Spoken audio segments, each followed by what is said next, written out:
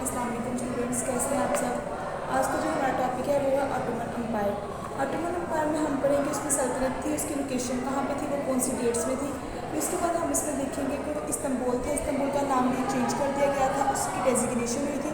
उसके बाद फातह कौन था, कौन क्रिएट था, किसने उसको इस्तांबुल को फतह किया था। उसके बाद देखिए हमारा नंबर 3 जिसमें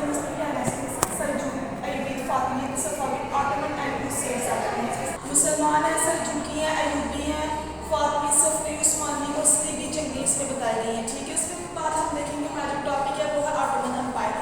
ऑटोमन एम्पायर किसे कहते हैं? ऑटोमन कहते हैं उस्मानी को, एम्पायर कहते हैं सल्तनत को। जो उस्मानी सल्तनत है उसको उन्होंने ऑटोमन एम्पायर इंग्लिश में कहा गया है। उसमें उन्होंने क्या बताया कि हमारी सबसे ताकतवर और तवील मुद्दत कायम रहने वाली थी, मतलब इसकी जो कायम थी सबसे ज़्यादा सल्तनत थी, इसकी टाइमिंग सबसे ज़्यादा थी। ठीक है, मशरिक बस्ती में थी, मशरिक यूरोप में थी और शुमाली अफ्रीका के बड़े इलाकों पर थी। कब तक रही थी? 600 साल से ज़्यादा तक इनकी हुकूमत रही थी, उस्मानी हुकूमत जो थी।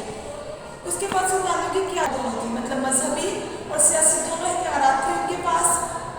ये सल्तनत उस्मानी अव्वल की कोशिशों से कामयाब हुई थी, क्योंकि इसमें सल्तनत उस्मानी अव्वल जो था वो एम्पायर था इसका।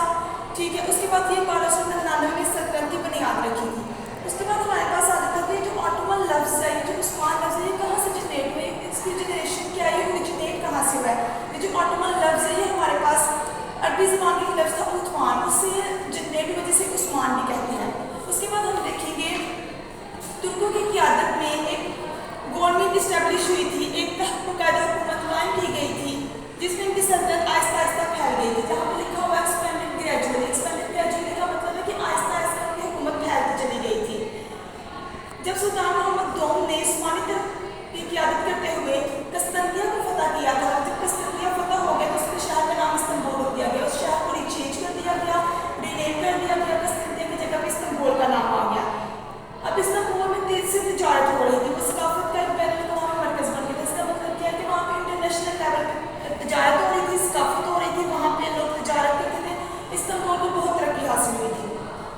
इसके बाद हमारे पास आ जाते हैं prominent rulers of Ottoman Empire. मतलब इसका मतलब क्या, प्रोमिनेंट का मतलब क्या, मशहूर रूलर्स हुक्मरान। और ऑटोमन एम्पायर उस्मानी सल्तनत के मशहूर हुक्मरान थे। इसका हमारे पास बहुत ज़्यादा आ जाता है। सबसे पहले हम देखेंगे मोहम्मद द कॉन्कर। मोहम्मद उनका नाम था, कॉन्कर का मतलब है फातेह, जिन्होंने फतह हासिल की, जिन्होंने इस्तांबुल को फतह किया, इसलिए इन्हें मोहम्मद द कॉन्कर कहा जाता है। तो मोहम्मद दोम थे, इन्हें सबसे ज़्यादा शोहरत हासिल हुई थी जब इन्होंने कस्तंतिया को फतह किया था 1453 में।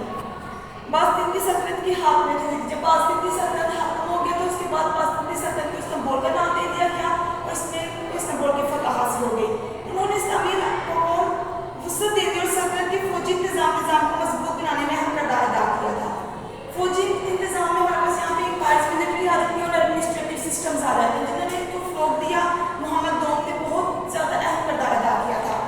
आप अपना ये बुक से गो थ्रू करेंगे, ये मैप देखेंगे, इसमें ऑटोमन एम्पायर का बताया गया है, इसमें मोहम्मद द कॉन्कर का बताया गया। ठीक है, इसकी आप रीडिंग करेंगे, इसमें आप सारी चीज़ें देखेंगे, जो हमने हेडिंग्स लिखी है, मेन लिखी है, सबटाइटल्स लिखे हैं, वो सारी चीज़ें इसमें कवर हो जाती हैं।